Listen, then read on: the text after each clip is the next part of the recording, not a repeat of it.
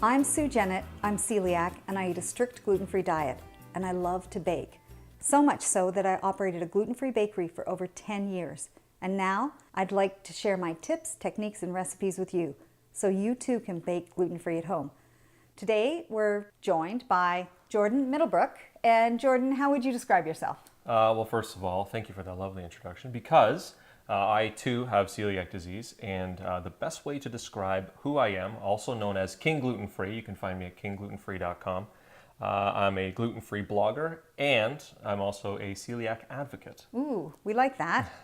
We like that. So today we're going to be making pancakes and waffles and another baked treat, and you get to taste it all. I'm so looking forward to all of it. That's all great. Of it. That's great. Well, let's get started. So we're going to make waffles first. Okay. So we're going to start with our dry ingredients, and I'm going to get you using the power tool in just a minute. I love that you trust me with power tools. That's one of my favorite things so far. Well, today. nothing hot, but the power tool. That's a good idea. So we're going to start with our mixture of flours. So we have brown rice flour here. Then we have tapioca. We have some oat flour. Do you have gluten-free oats? You use gluten-free oats, Yes, right? yes, okay, of course. because we have to make sure that they're the gluten-free oats. And we've got powdered buttermilk.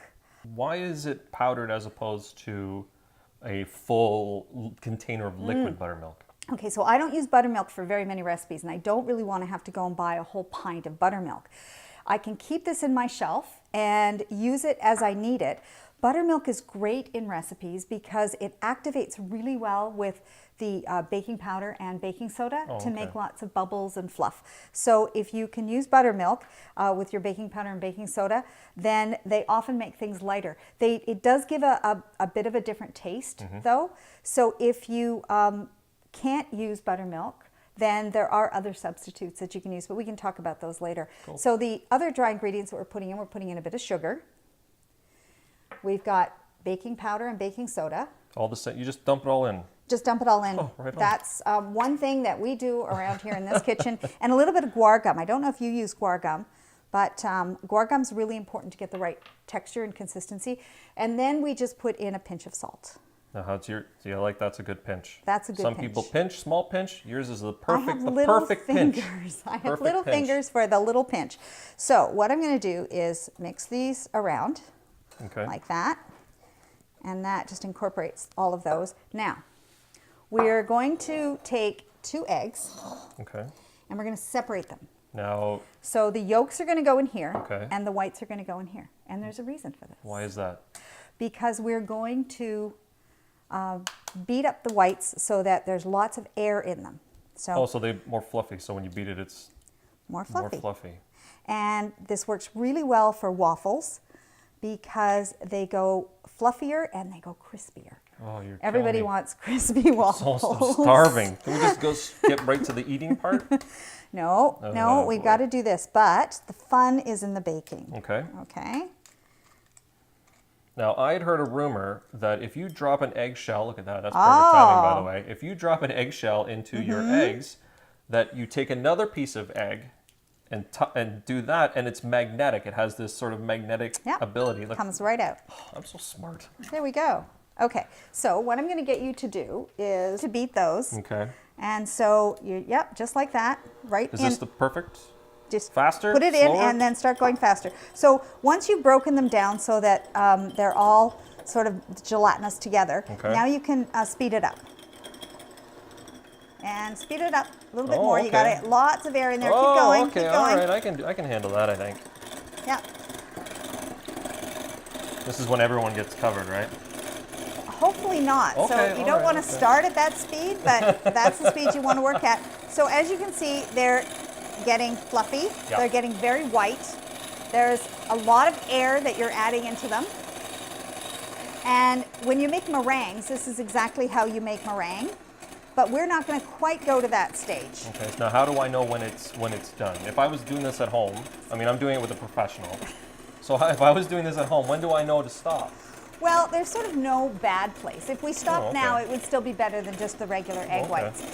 There's something called a soft peak, and when you're doing egg whites, and then there's something called a firm peak. Oh, okay. So a firm peak would be what you'd want if you were making meringue for a pie, and you want to make all these little peaks on it that you can then use a blowtorch with.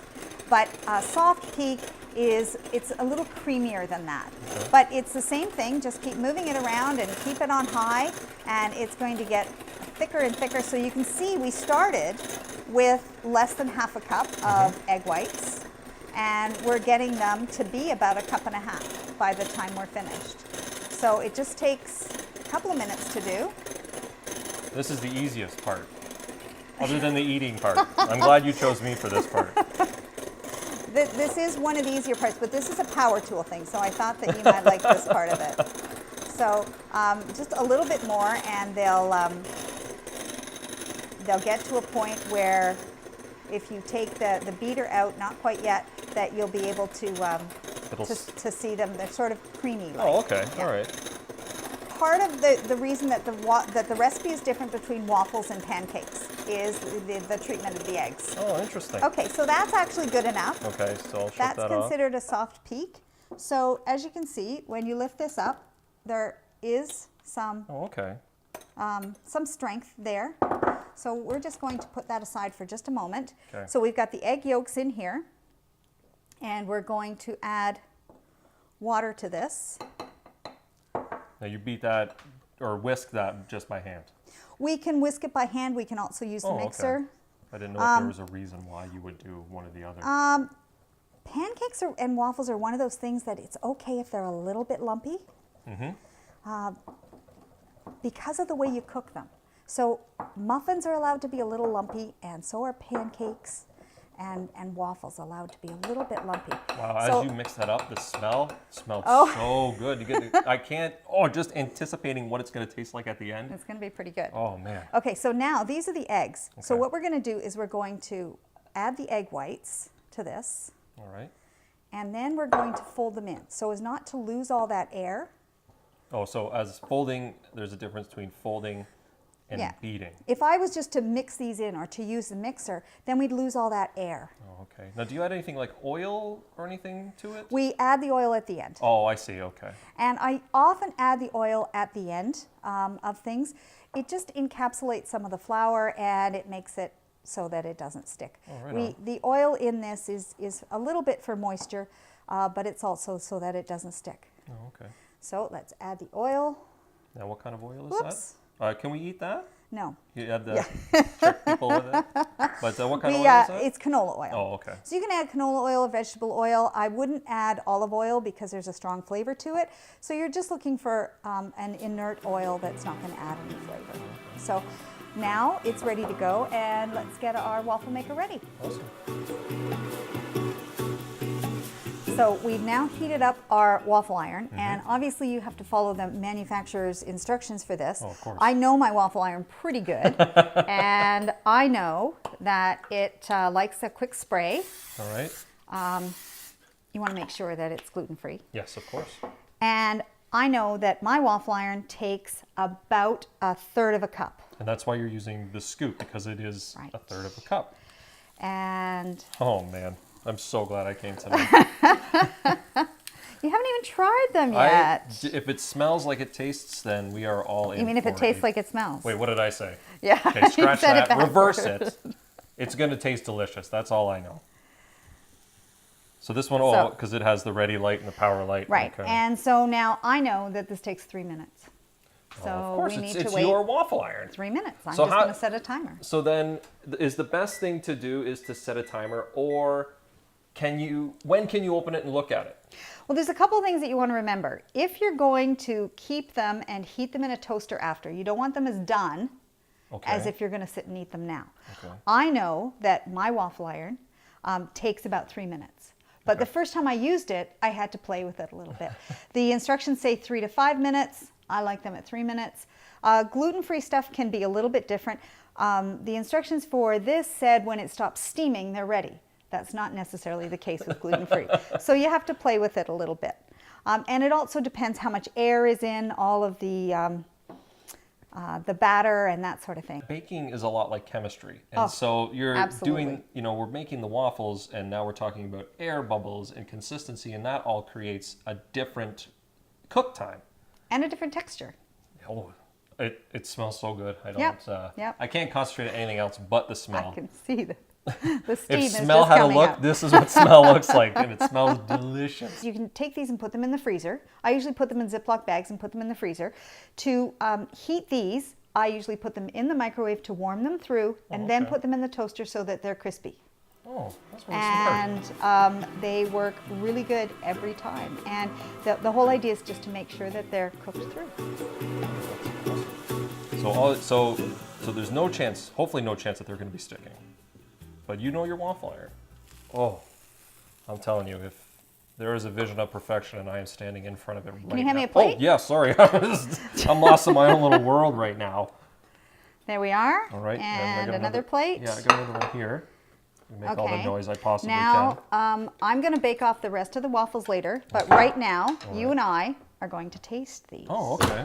Okay, so. So you said, okay, so you got the maple syrup. Yeah. Oh, okay, yeah.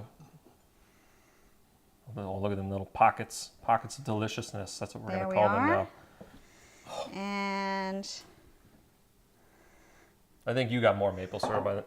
You gypped me on the maple syrup. you can have more maple syrup, but I will put some fruit on because we have to make these healthy one way or another, right? Okay. Oh. There we go. One way or another.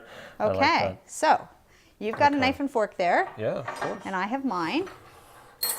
And you can tell me what you think of these gluten-free waffles. Oh, you are going to get my 100% review of these gluten-free waffles. I'm just going to have one here. I am speechless. I know that's unusual. These are delicious. Absolutely delicious. They are really good. They are. I like them. That's awesome. You got to love your really own good. food, right? Yeah, they're really good. And they weren't very hard to make.